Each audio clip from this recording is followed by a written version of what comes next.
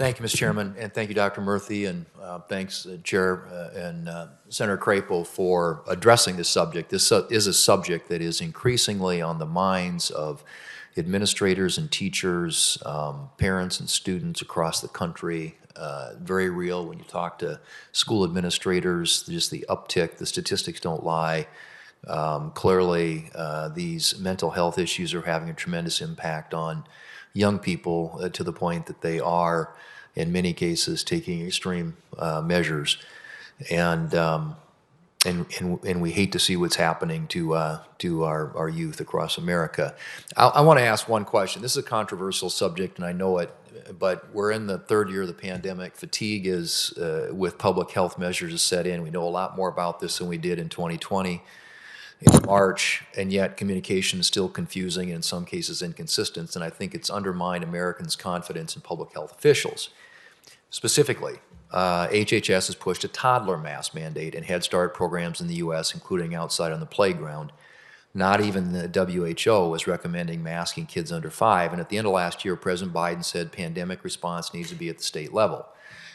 Yet the administration is taking the decision out of the hands of folks on the ground, and there are a number of states who are announcing now that they're going to do away with mask mandates in their states. So I know this is again, I said it probably requires a lot more time than we have, but could you just tell me where the science is on this, on masks, and what should it be? Should it be a federal government thing, or should the states be able to make these decisions on their own?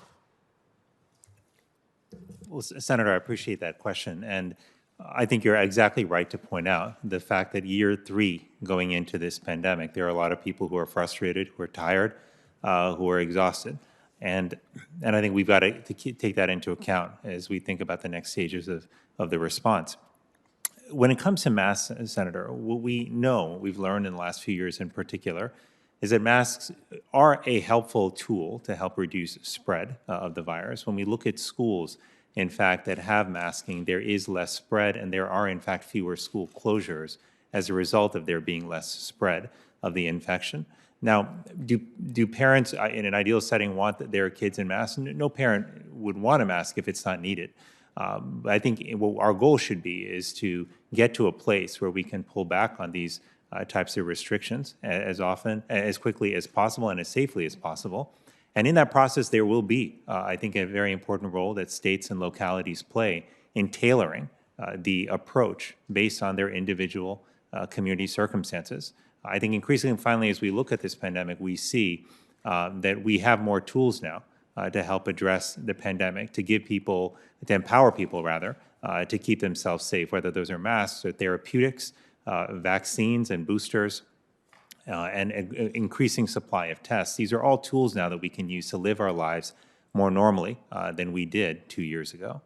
I think it's just for parents, kids, everybody, very frustrating, and I hope that we can get to a point, and I agree. I mean, I think states need to be tasked and enabled and empowered to make a lot of those decisions. Changing gears quickly, telehealth. We've got a couple bills. I've got one with Senator Menendez that would incentivize states to pursue certain health services initiatives under CHIP, providing greater flexibility to states that design initiatives to address behavioral health in schools. And we look forward to working with you on that.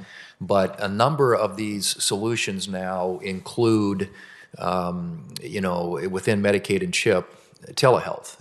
Do you think that's been a valuable thing?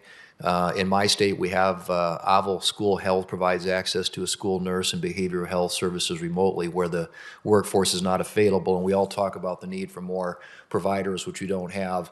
But it seems to me at least telehealth can make a big difference there. Would you agree? Absolutely, Senator. I think telehealth has to be part of our healthcare delivery apparatus going forward. I think the pandemic has helped us see how powerful it can be in increasing access to care.